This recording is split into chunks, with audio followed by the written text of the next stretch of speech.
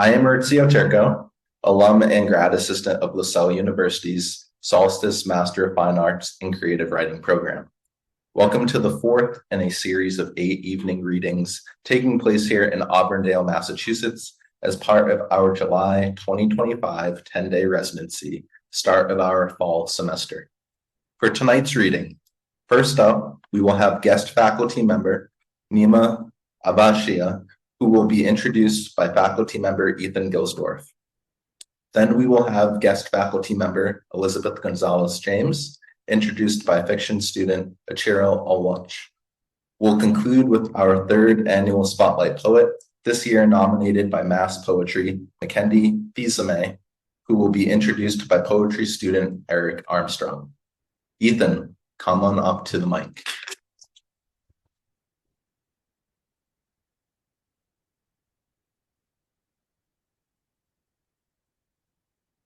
Hello. This is a hot mic, isn't it? A little too hot. We'll just do something like this. Is that a little better? I want to pop my peas. As they say. Picture an Indian husband and a wife in their 30s with 2 daughters aged 3 and 10. My dad, older sister, and I are all dressed in our assimilated best, while my mom continues to wear the traditional sari and will for another 5 years. In the background, a silver Chevy Citation and a 3-bedroom house with white siding and red brick exterior. Just out of sight, there's even a picket fence to make this American dream photo complete. Of the 4 of us, my naive smile shines the brightest. My parents' smiles are forced, and my sister doesn't even bother to fake it. Being a brown kid with a funny name in an all-white school is no dream.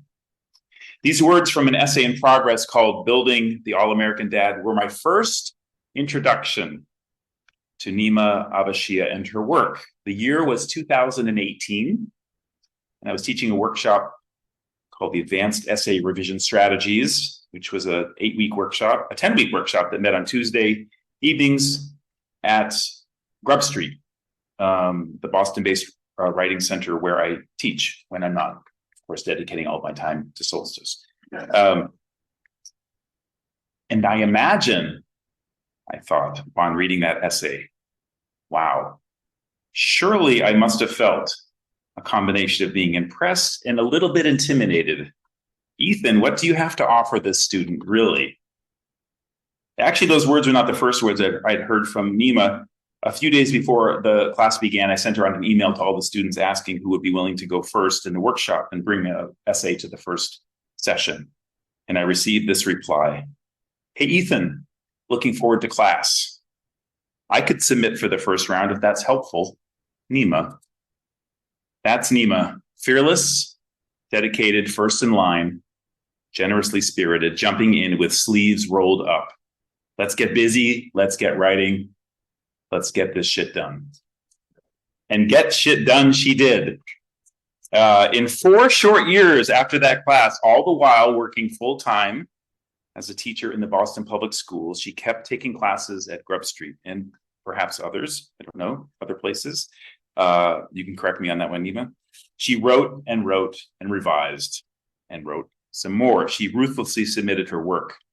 And Neema went on to publish her essays in leading lit mags such as The Bitter Southerner, Kestrel, Superstition Review, Catapult, and the Kenyon Review. And then in 2022, she published her first collection, Another Appalachia, Growing Up Queer and Indian in a Mountain Place, which came out from West Virginia University Press. The book was named, among other awards, I think I've got them all here actually, a finalist for the Lambda Literary Award for Lesbian Memoir Biography, a finalist for the 2022 New England Book Award, a Book Riot 2022 Best LBGTQ Memoir, and a New York Library Best Book of 2022.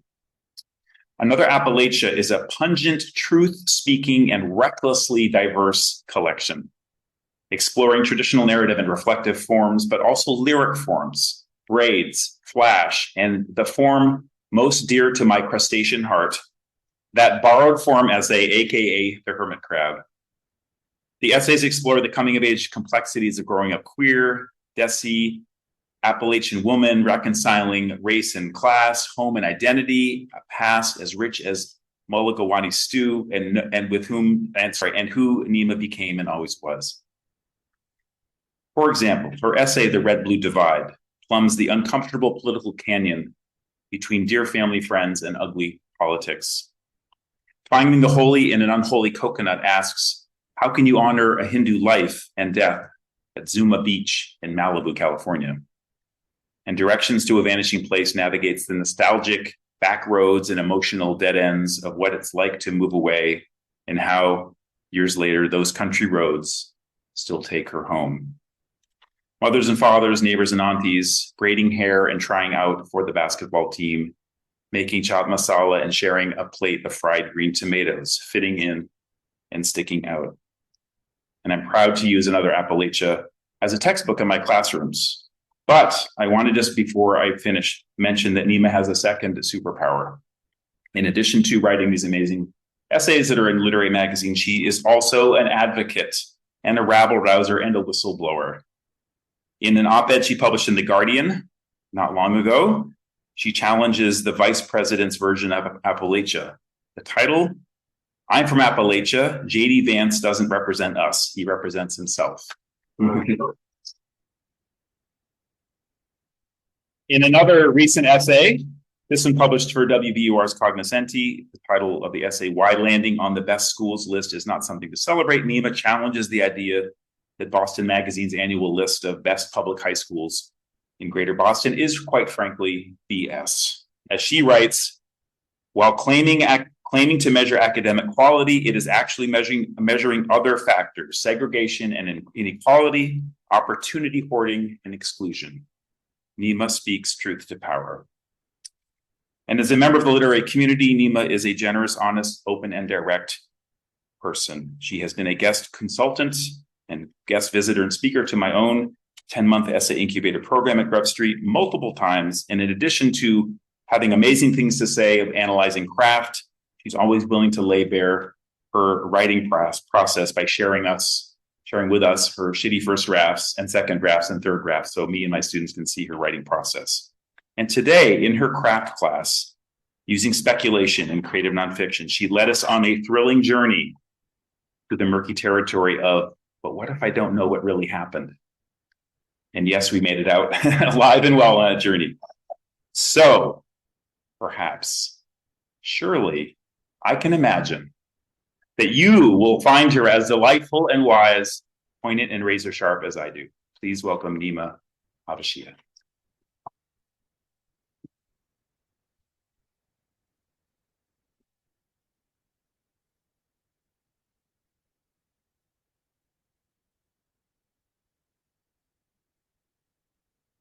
We gotta bring this way down here. Let's see. You got it? I mean, you could keep it up there, but hi, everybody. Thank you so much for being here. Thanks to Meg and Quentin and Ethan and everyone else who's made this such a welcoming and lovely experience. I'm really glad to be here with you. I'm going to read you 2 essays from this collection, which has been out for a little bit now. It came out in March 2022. So it's I have a 2.5-year-old child and I have a 3-year-old book, is how I think about it. The book is a lot easier than the child at this point. So I'm going to read you 2 essays. The first one is a little lighter and the second one's a little heavier, and we'll hope that they kind of balance each other out. This first one is called Be Like Wilt. And Wilt in this situation is Wilt Chamberlain. I stand on the foul line at the Cross Lanes Methodist Church gym. I'm 9, the only girl playing on an all-boys basketball team. The only brown kid on a team of white boys. My puny arms, thick glasses, and long oiled braids set me even further apart from their wiry, muscular bodies and cropped blonde haircuts. Why has Carl Bradford chosen me for his team? I wonder about this. His sons are 2 of the quickest, highest scoring players in our local league. In 1988 in Cross Lanes, West Virginia, there is no designated league for girls. And when I try out one Saturday in October, there are only 2 other girls in the gym with close to 80 boys. Tryouts in this pre-hyper-competitive era involve dribbling up and down the court and shooting 2 layups and a couple of foul shots. Every kid is guaranteed a space on a team. The question is simply which coach will choose to take them on. Each girl is selected for a different team. Some teams have no girls. Mr. Bradford doesn't have to pick me, but he does anyway. In doing so, he also takes on the responsibility of chauffeuring me to and from practices and games. Basketball is not a sport my immigrant parents understand, and the parental time commitment it requires is not something their lives leave space for. By opting to play, I take a step further away from my nuclear family and closer to my West Virginia community. Still, my Indian genetics make me short, weak, and terribly uncoordinated. When I shoot the ball overhand, it falls short of the basket by several feet. When I play defense, my teammates say I look like a praying mantis, my hands weaving in front of me instead of out to the sides. I love the game, but I'm about as far from a natural talent as my parents' hometown in India is from this gym at the end of Frontier Drive. One evening, Mr. Bradford proposes that I shoot the ball a different way. Not overhand, as I've been trying to, but underhand. Granny style, my teammates disparagingly call it. Some of the greatest basketball players of all time shot underhand, Neema, Mr. Bradford says. Wilt Chamberlain shot underhand. His blue eyes, magnified by round, wire-rimmed glasses, probe mine. In my adult life, I have listened to entire podcasts about the accuracy of the Granny shot and how Wilt Chamberlain scored 100 points in the one game where he shot free throws underhand, and Rick Barry's career free throw percentage was a chart-topping 89.3 because he opted to do the same. But at age 9, I feel like this is yet another way in which I'm being set apart from my peers. Raised by fathers who are players of the game, taught to play at driveway hoops as soon as they could walk, they can shoot overhand, I cannot. How do you assimilate into the dominant culture when your own culture is so invisible to the majority? My small group of Indian peers and I answer this question in different ways. The only Indian boy at my elementary school, who all the white kids either think is my brother or insist I should date, speaks with an exaggerated twang, drinks heavily through high school, and loudly votes Republican later on. Some of the Indian kids who live in the city of Charleston emulate their wealthy white classmates, picking up tennis or golf as entry points into American culture. As for me, I choose basketball. I play the sport constantly, watch it obsessively on the TV in our basement, and rock my satin, turquoise, and purple Charlotte Hornets jacket daily. And not simply because I love the game. I do, but basketball is more than just a sport to me. It's my way into a world where I otherwise don't seem to belong. I blush hard at the suggestion to shoot underhand, dribble a basketball against the white linoleum flooring of the gym, and stare at the black curve of the key instead of making eye contact with Mr. Bradford. I know he's right, but I'm not sure I can find the courage to shoot granny style in a game where all of my teammates and classmates from school might be watching. Much later in his career, Chamberlain explained why he only shot underhand for one season and reverted to the less accurate overhand free throw afterward. I felt silly, like a sissy shooting underhanded, he said. I know I was wrong. I know some of the best foul shooters in history shot that way. I just couldn't do it. Even though I haven't heard this explanation in 1988, I struggle with the same sentiment. Eventually, however, my desire to make a basket overwhelms my fear of judgment. Game day comes, the point guard gets the ball into my hands, and I position the ball between my legs before hurling it upwards. Swish. It isn't a buzzer beater. It's not the game-winning shot. It's just 2 points scored midway through the third quarter in a regular season game. But the entire gym erupts in cheers, the crowd chanting my name. Someone even calls my mom from the payphone in the corner. I grow so dizzy with this temporary but overwhelming sense of belonging that I fail to register the final score. After the game, Mr. Bradford gives me his slow, sweet smile. See, Neema, it doesn't matter how you shoot the ball. It just matters that the ball goes in. Mr. Bradford drafts me for his team each of the next 3 years. At the end of my last season, he persuades all the coaches to jointly award me the league's Heart and Hustle Trophy, given not to the most talented player, because I wasn't, but to the most dedicated team member. It remains to this day the award I cherish most. When I age out of his league, he recruits me as an assistant coach for his younger son's team. His red Jeep Cherokee is a fixture outside our house at least 3 days a week as he continues to drive me to and from practices and games. Each evening after practice, we drive over Goff Mountain. The headlights of the Jeep cast the only light on the dark and winding road that takes us past a pungent chemical landfill and through a dense stand of trees. Close your eyes now, he commands as we approach the summit of the mountain. In the back seat, the boys and I giggle and grin, close our eyes, take a deep breath. Mr. Bradford hits the gas and we soar over the first hill, our stomachs dropping roller coaster style. The Jeep bounces hard onto the concrete, then takes flight again as we hit the second decline. For this brief moment, we are Bo, Luke, and Daisy in the general lead. Our screams of delight replace the sounds of Dixie in this reimagined Dukes of Hazzard, and I am wildly, freely American in a way I can never recapture outside of Mr. Bradford's presence.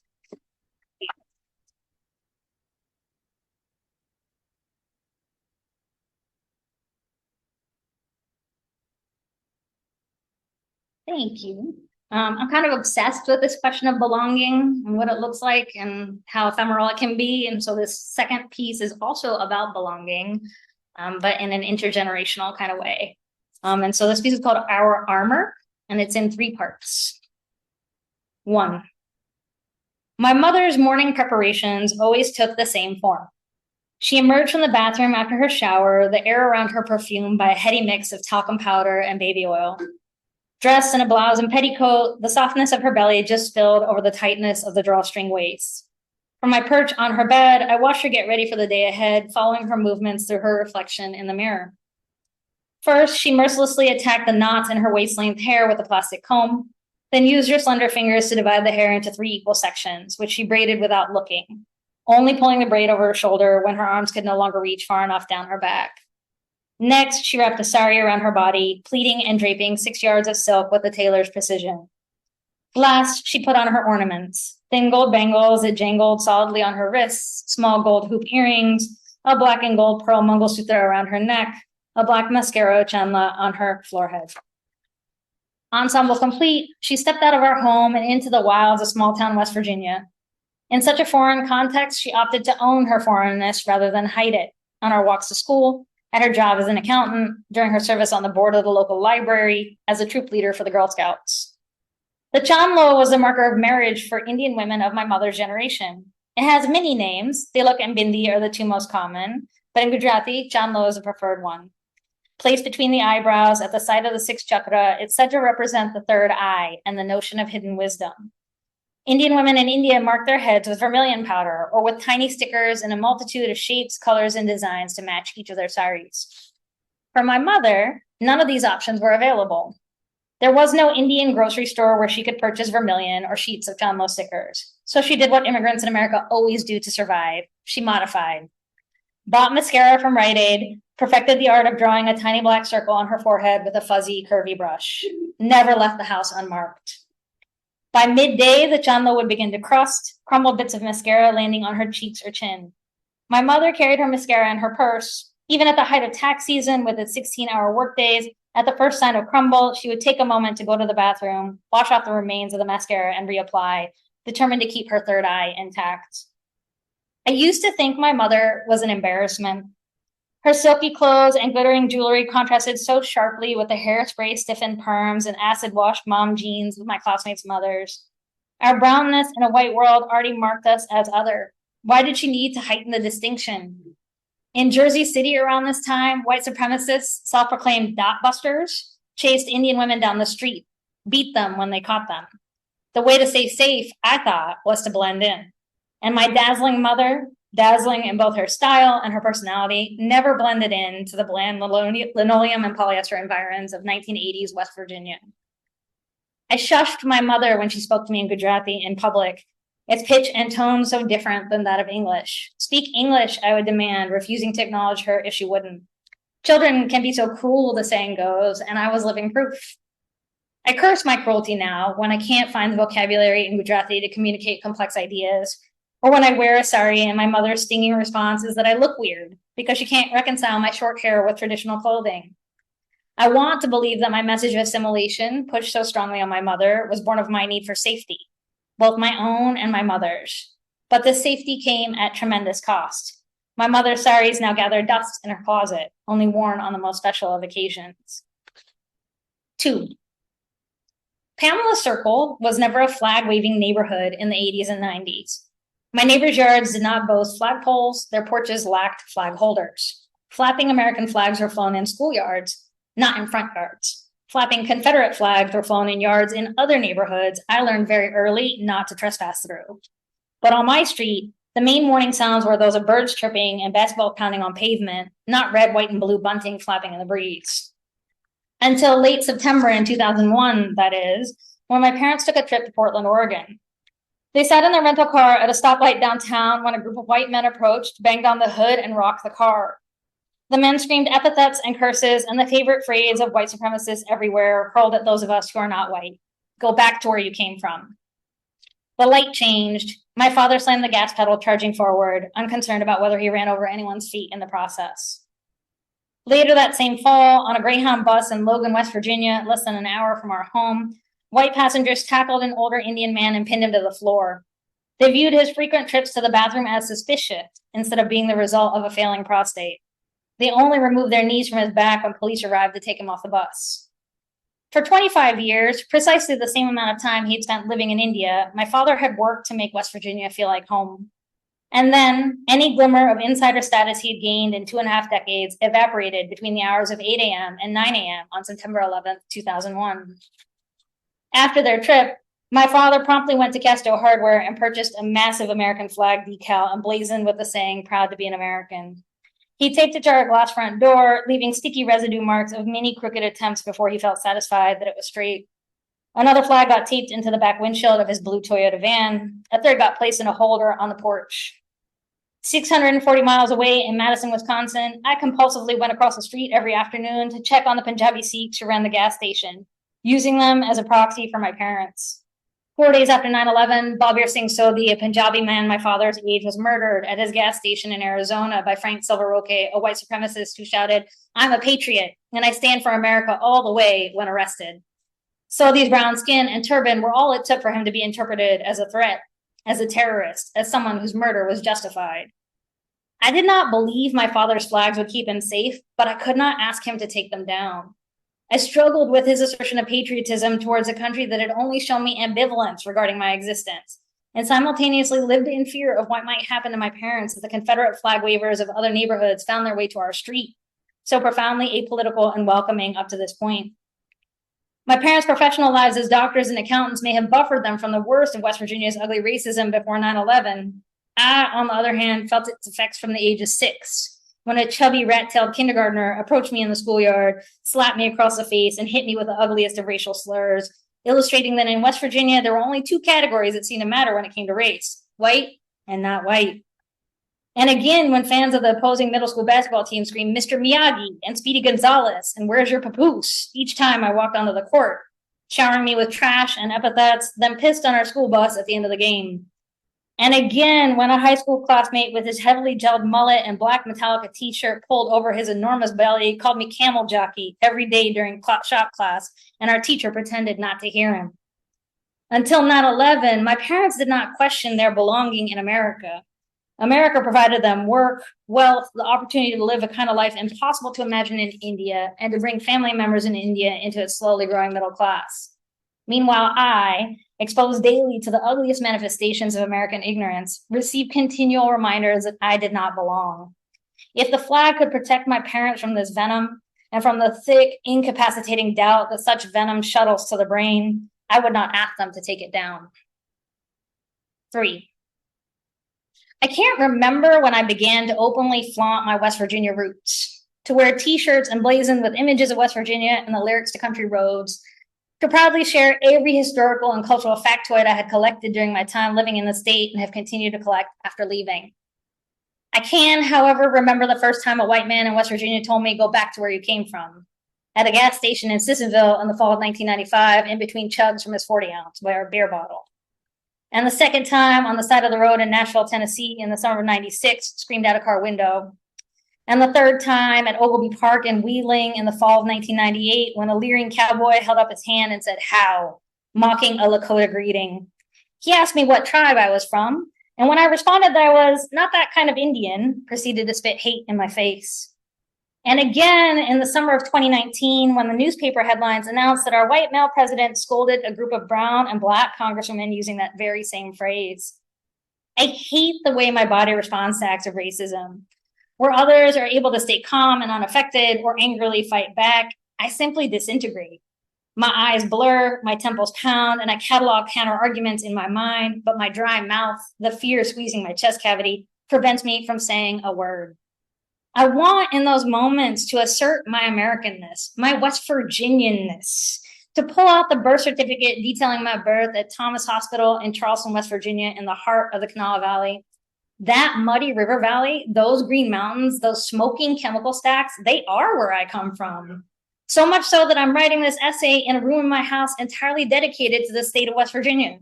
The walls are decorated with a wedding ring quilt, a painting of the New River Gorge, and a map of West Virginia that dates back to the late 1880s. My light source is a lamp from the Blanco glassblowing factory in Milton, 20 minutes from where I grew up.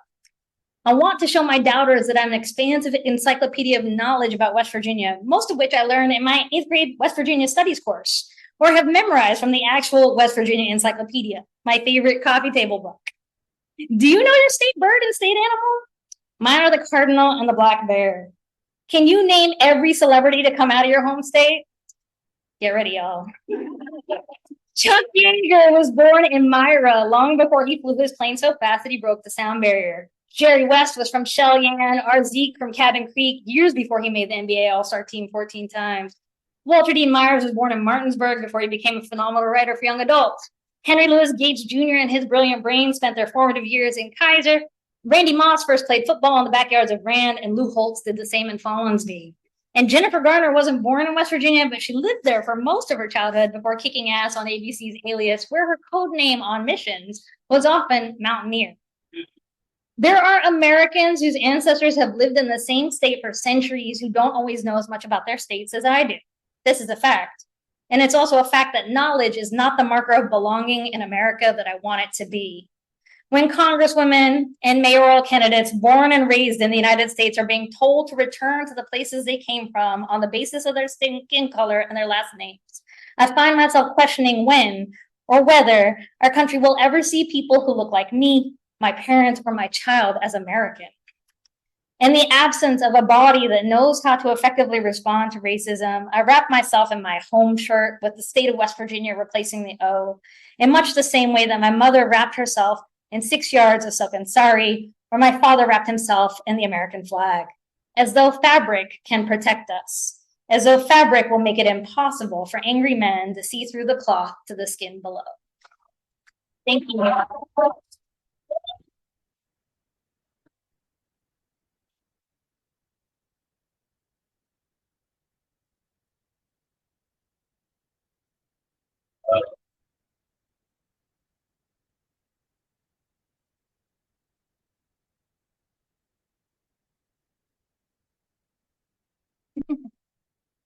My name is Achiro, and I'm a 4th semester fiction student, but today is not about me.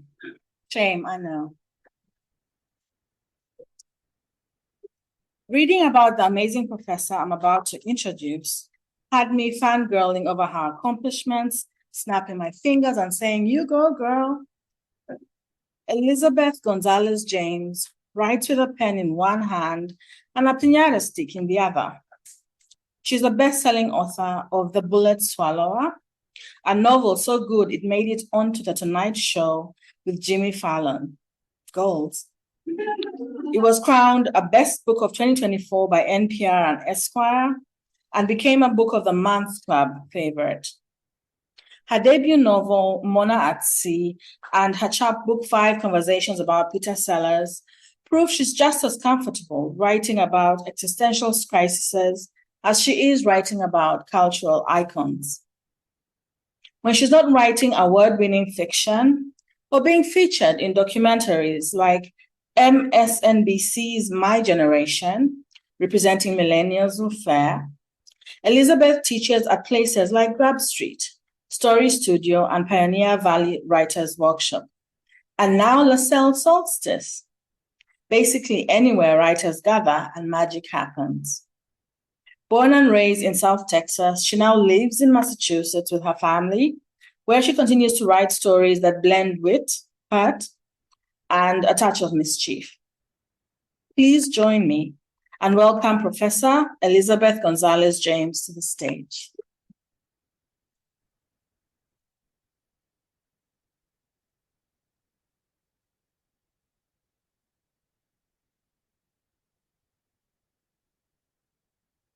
Thank you so much for that introduction. I'm going to have to steal that. I write with a pen in one hand and a piñata in the other, or a piñata stick in the other. It's fantastic. Thank you all so much for being here. I'm sorry. There we go. It stopped moving. Thank you all so much for coming. Thank you, LaSalle, for having me. Thank you, Meg and Quentin and everybody for inviting me.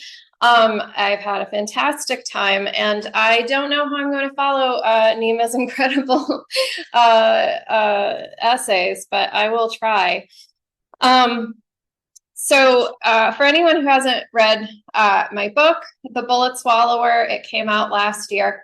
It's a magical realism Western that's loosely based on the true story of my great-grandfather. He was a bandito who was chased down by the Texas Rangers and shot in the face and left for dead. But he lived and eventually made it back to his family in Mexico. And after that episode happened, people started calling him El Tragabalas, which in Spanish means the bullet swallower, hence the title of the book. So I used that little seed to write a novel. It's magical realism, it's Western. It takes place in 1895 along the Texas-Mexico border where I grew up. And I started writing it in 2016 before the election. And I wanted to write this like Quentin Tarantino style revenge saga. And after the election happened and the Muslim ban and the kids in cages, it became very evident to me that the novel was no longer going to be able to just be about revenge. I was going to really have to talk about the border. And so that is what I'm going to be talking about here. If I can find my page. Okay, also I taught a class on voice today, and I told the students that it's perfect because I'm going to be doing voices. So please excuse my really bad English accent. All right, I'm in the middle of the book. This is near Corpus Christi, Texas, 1895. Antonio is the bullet swallower, and he's just encountered an Englishman named Peter. They've survived a terrible inferno, and now they're on the run. Antonio and Peter had been walking for 8 hours and had barely gone 30 kilometers. Antonio took them on a meandering, circuitous route north, knowing the Rangers would expect him to go in any direction but that one. He would lead them in a circle, stop, reverse their path across the circle, walk into the tall grass, and then move in the opposite direction, all to confuse the Rangers and obscure their path. Between them, they had Antonio's nearly empty pistol and a small derringer that Peter kept in case of emergency, the rifle having been left behind in the fire. They had no horses and no prospects. It was early afternoon, and Antonio knew by that time the fires in Corpus Christi would have been long extinguished, the bodies tallied, witnesses bullied, and their secrets disgorged.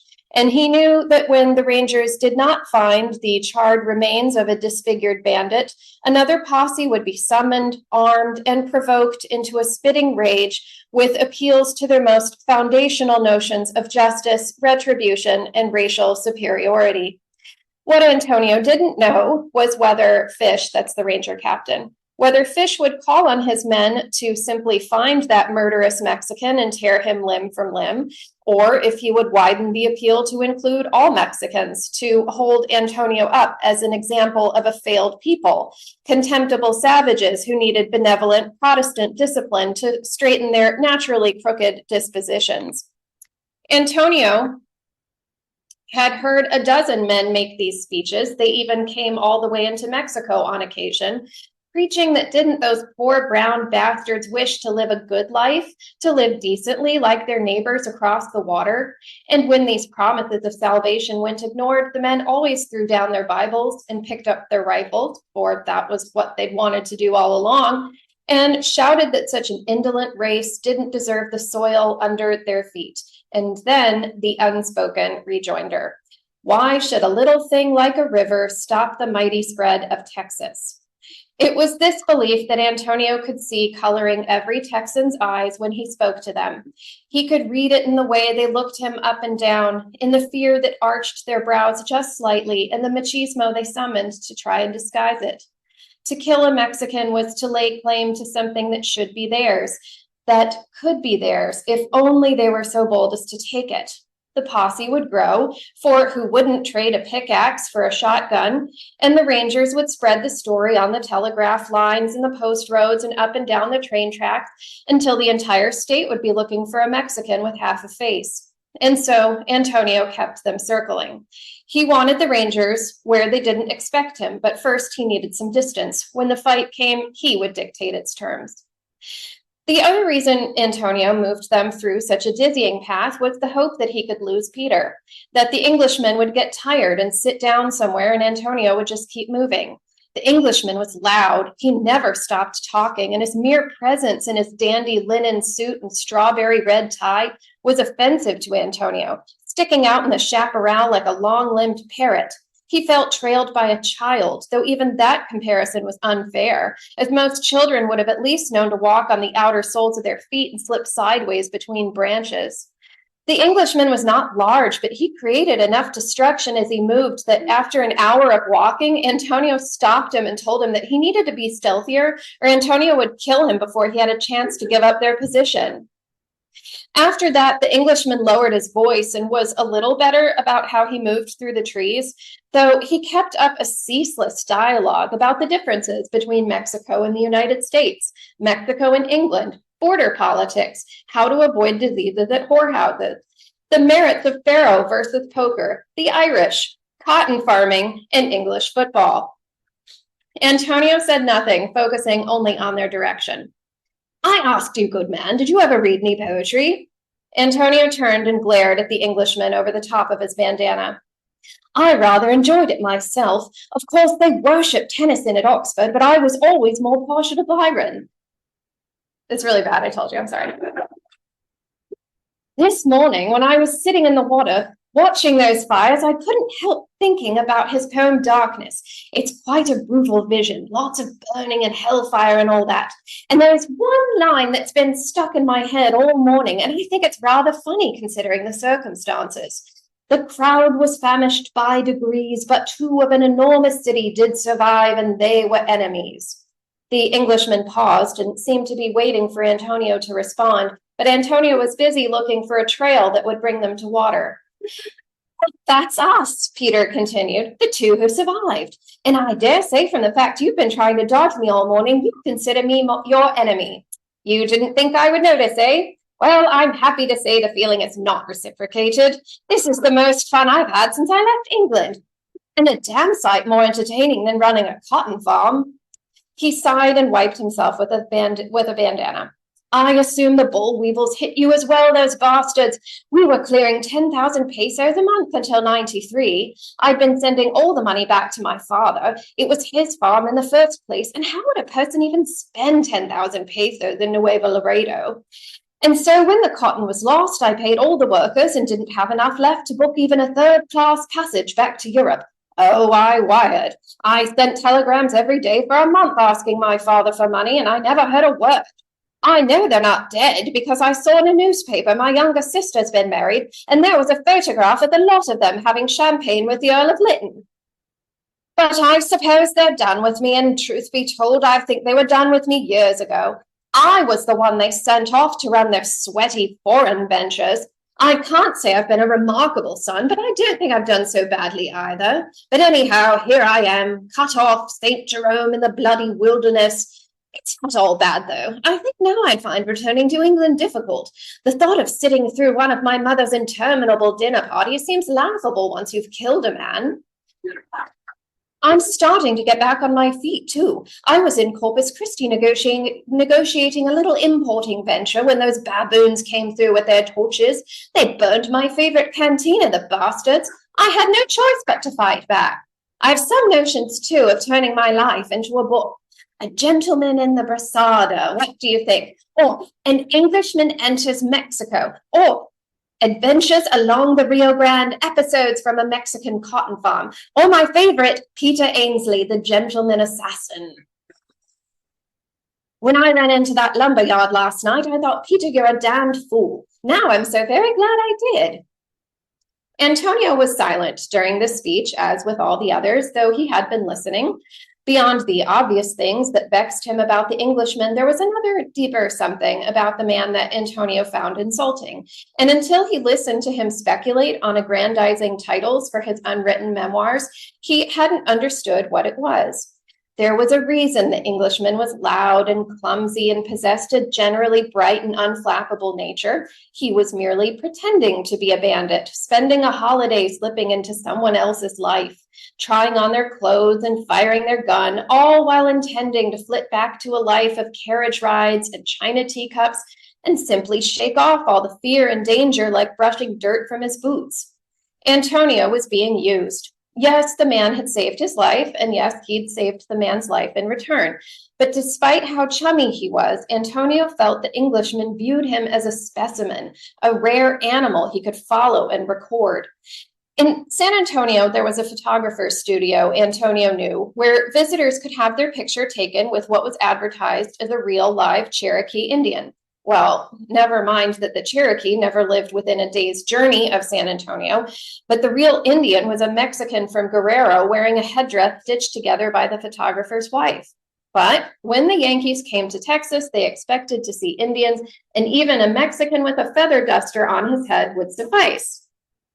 And Antonio realized he was this Englishman's Indian. And sooner or later, he would be expected to whoop and fire his pistola in the air and guzzle tequila with one arm wrapped around a comely senorita because the Englishman had read books about banditos and didn't he know exactly how they were. Stop walking, Antonio said, and he turned around and faced Peter. And he didn't like how the Englishman looked at him calmly with a smile hiding just behind his lips, as though Antonio wasn't capable of strangling him if the mood took him. I'll take you as far as Mathis, and that's it. This isn't a fun adventure, and I'm not your fucking guide.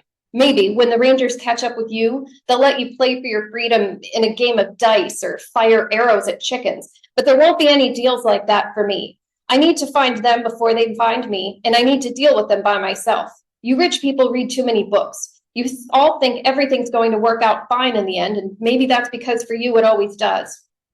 Are you finished? To answer, Antonio hawked out a wad of yellow phlegm that landed near the Englishman's tooled boots. You're very presumptuous. I never asked you to be my guide, and I doubt you'd be of use in that capacity anyhow. I'm no tourist, mind you. I lived in Mexico for 6 years, and I'm quite certain I've seen more of your native land than you have. It took you 20 minutes of speaking to me to figure out I wasn't Mexican, and that's got to count for something. I'm aware of the stakes you're under. They're different to mine, yes, but you forget I'm now the dreadful bandit's accomplice. Their bullets won't discriminate. You forget, too, that I'm a dead shot and a damn sight better than you. You leave me at your own peril. I'm an able outdoorsman. I have no quarrel with banditry as a profession, and I make for an amiable and devoted companion. And I know the location of every cat house south of the Colorado. He adjusted his tie and folded his arms. I've had my say. I leave the decision up to you. Antonio pulled a mesquite pod off a tree and chewed one of its beans slowly with his remaining teeth, letting the sweet pulp sit along the side of his mouth. The Englishman was right. He was a dead shot. He would let him stay for now, but he promised himself he would cut him loose or kill him at the first hint of trouble. I'm in charge, he said, and spat the fibrous insides of the bean onto the ground. I say where we go, and you listen to me. If you don't like it, you can go hide out with your whores. And I'm not here for your entertainment. If you even think of asking me to fire my gun in the air, I'll slit your throat. Noted, Peter said. Keep your eyes open for smoke, Antonio said, starting to move again. We need to steal you some clothes that don't make you look like a banker. A banker? Peter stopped and screwed up his face, and Antonio was pleased he had finally found a way to insult the Englishman. There's not a banker that could afford this suit. Peter let a few seconds pass in silence before he said, Did you say fire arrows at chickens? By God, man, is that how you think whites settle their disputes? Thank you.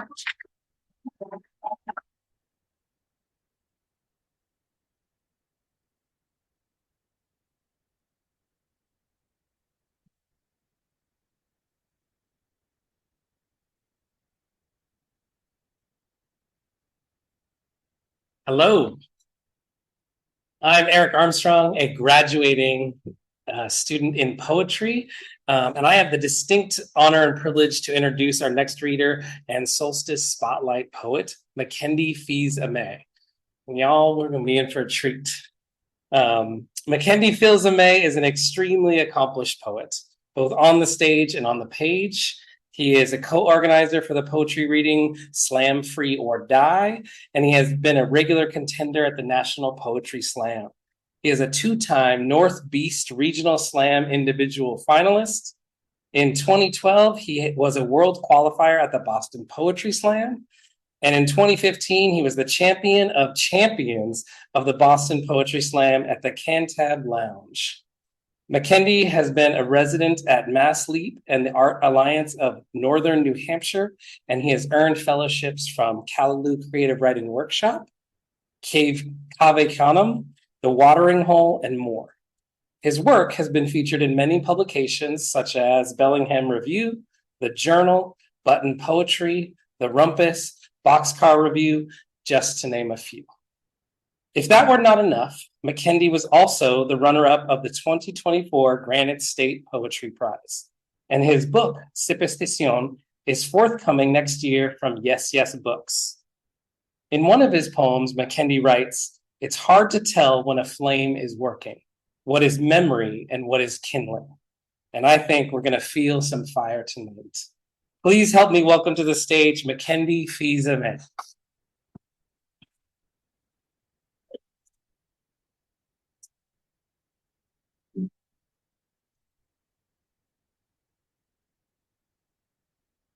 God damn, Eric, I need you to write my bio. That was amazing. Thank you. Thank you. Give a round of applause for yourselves. Give a round of applause for all the readers tonight so far.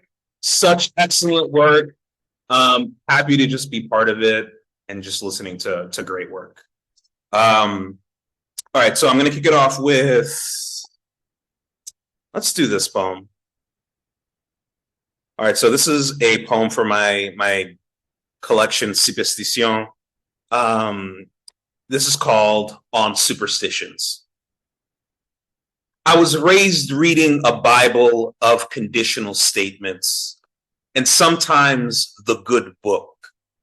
Before bed, mom recited Proverbs. If you play with your shadows, then it will eat you. But I never did believe her, flipped a switch after she turned the lights off and left, my flashlight beaming an O across my bedroom wall, my fingers bending and twisting into black foxes that escaped into my room. I didn't play with my shadows. I made theater of skepticism and let them star in the show, but once, half awake, I caught them scaling the wall, stretching into a maw. I feared becoming their meal and screamed for mom. She said, "What did I tell you?" I stopped playing with my shadows and started ignoring the pastor when he'd call superstitions the devil's proverbs. I still believed in God, but also my Bible.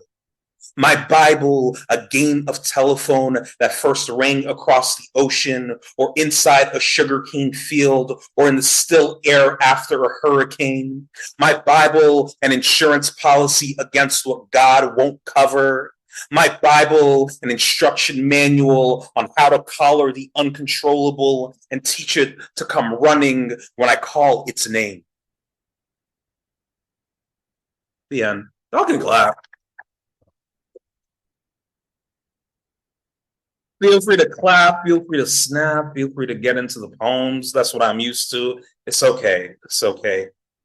All right, so I'm going to read some Lugawu poems because, you know, I love that project. So Boko is like a voodoo practitioner that's said to be able to transform a human into a Lugawu. And then the word blanc is just like the French word for white. Think whiteness. All right, cool. The Lugawu discusses privilege, I was always a portal for other creatures, even before agreeing to the Bocos Pact. Now I am my own muse, choose which shape I want, craft a schedule of spirit swallowing around convenience. Sometimes shielding means stealing a baby into the never to be seen again, or watching a man struggle to keep his last breath and writing my name over the doctor's diagnosis in invisible ink. What I would give to no longer worry about my skin salted by a vengeful villager or hidden from me until after sunrise. Strange how my inhumane passes for human more than I ever did when I still called myself pure. Blanc, you wouldn't understand. You crack and there is blood. I crack and you see black and think, look at all this space, then fill it with so much imagination, I no longer have room to breathe. Of course, I had to change my shape. Under moonlight, I throw flowers on the grave of the human form, bend myself feral. I know you love writing books about everything interesting but yourself. So call me a compendium of carnivores, a consumption grimoire. I dare you to read.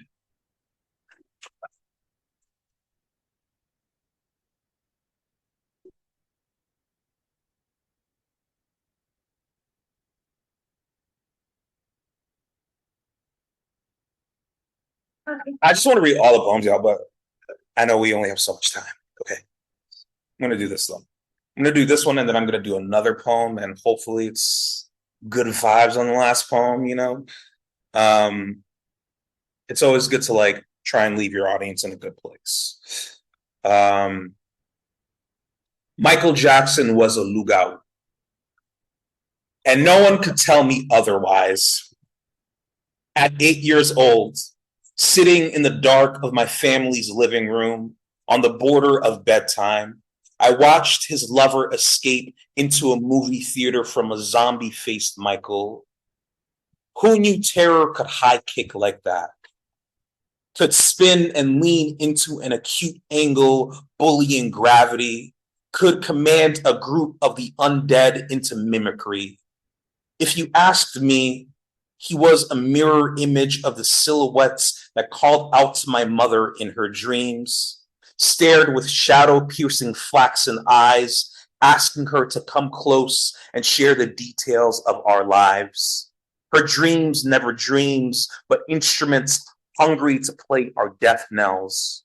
Or he was like the man in the grocery store whose smile peeled away like a first skin when he pushed my cousin onto the freezer aisle floor, a time card punched into the graveyard shift of inhumanity. Michael looks the same way at the end of the Thriller video. I swear there's a scene where you can see him throwing on his man suit before his lover wakes up, where all she'll know is his arm wrapped around her and not how he looks back at the camera and smiles. His eyes, two yellow orbs, slitted Vanta black. How could I not scream when his gaze mentored my nightmares? How could I believe my mother when she came running, it's not real, it's not real, knowing each time she slept, all she heard were rebuttals.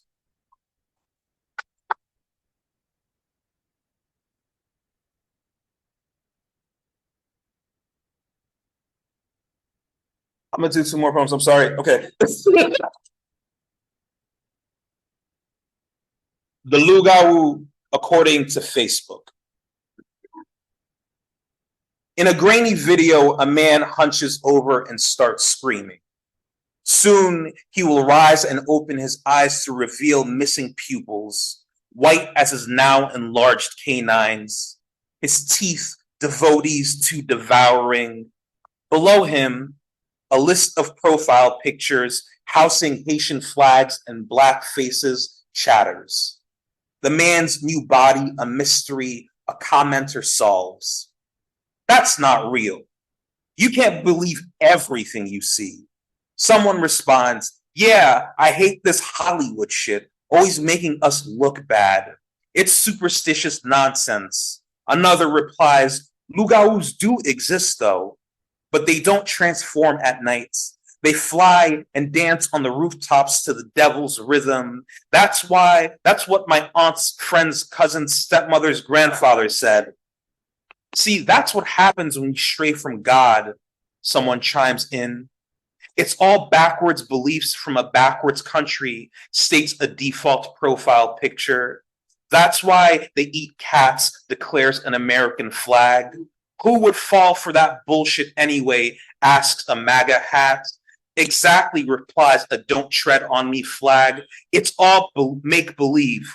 And a Bitcoin logo says, has anyone here ever heard of crypto?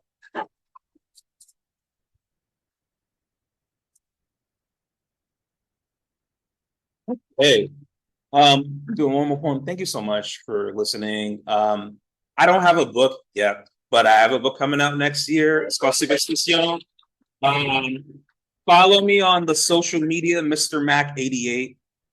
It's a private IG, but I'll let you in because we're homies now. And then, for updates on the book and when pre-order things come out. And yeah, thank you for listening. All right.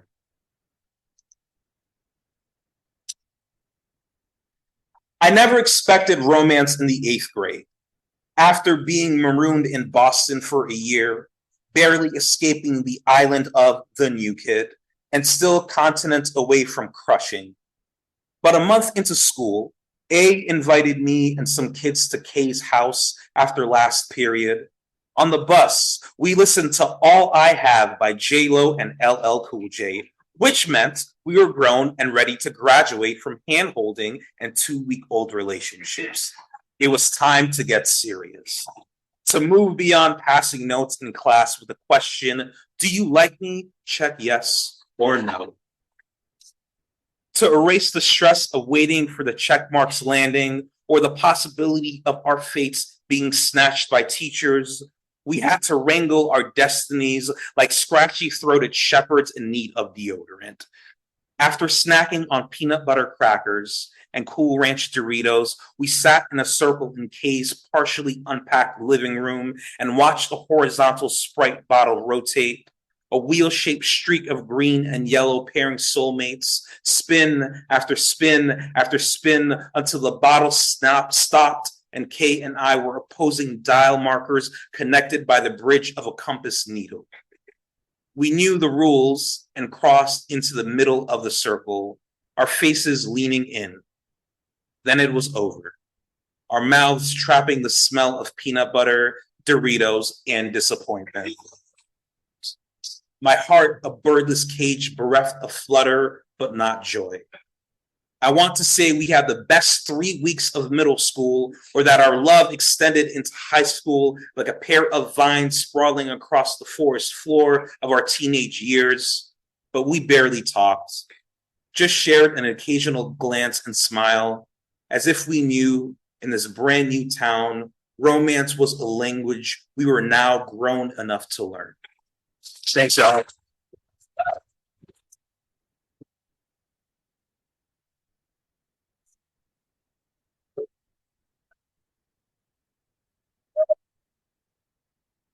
May we have one last round of applause for Neema, Elizabeth, and Mckendy.